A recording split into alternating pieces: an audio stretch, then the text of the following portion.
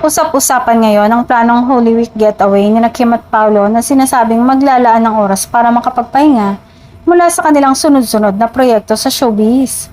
Ayon sa ilang ulat, plano umano ng dalawa na magbakasyon ngayong Holy Week upang magkaroon ng quality time at makapag-recharge matapos ang kanilang hectic schedule sa teleserye, pelikula at endorsements.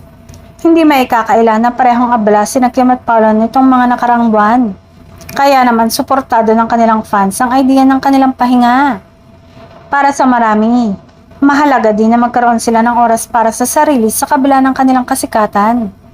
Bagamat wala pang kumpirmadong detalye kung saan eksaktong destinasyon ng dalawa, may mga spekulasyon na posibleng pumili sila ng isang tahimik na beach o private resort kung saan maaari silang makapag-relax ng malayo sa mata ng publiko.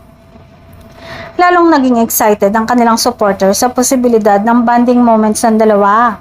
Lalo na't madalas silang napag-uusapan dahil sa kanilang chemistry on-screen at off-screen.